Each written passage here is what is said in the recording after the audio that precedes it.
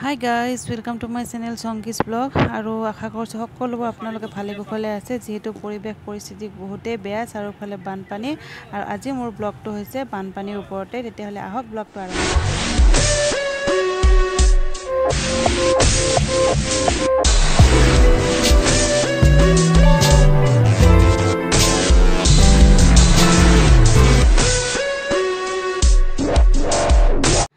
আৰু আমি ইয়া হাইৱে হৈ ফ্লাই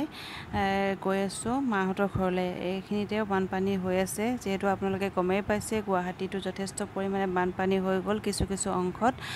তো ইয়া বানপানী ইয়াতে এতিয়াও জমা হৈ আছে আমি তাৰ ওপৰে পাৰ হৈ গলো আৰু মাহতৰ ঘৰলৈ যেটো গৈ আছো মাহতৰ ঘৰত একদম গোটেই ঘৰটোৰ পানীৰ তলত আছে আৰু মানুহখিনি কিবাকে বাছি আহি এছডিএফৰ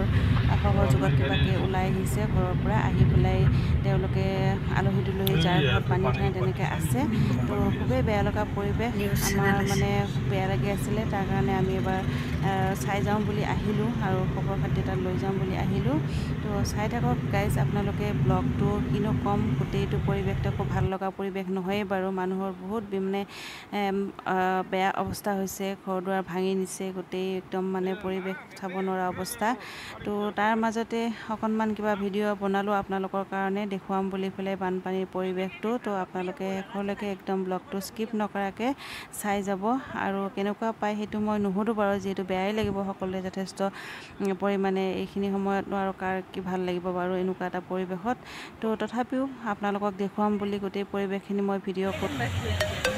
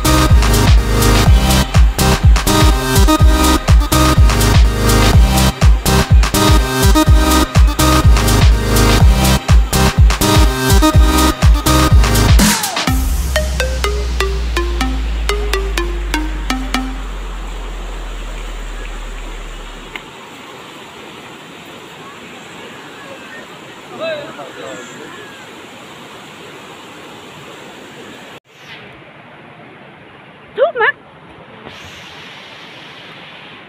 ये की है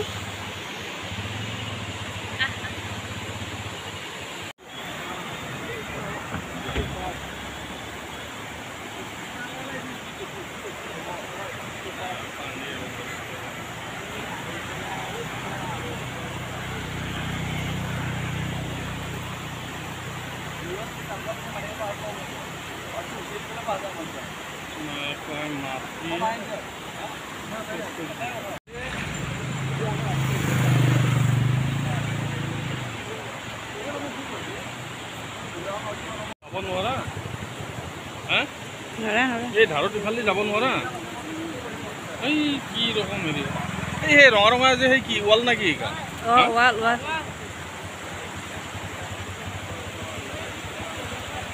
এই মাটি খয় লাগিছে ন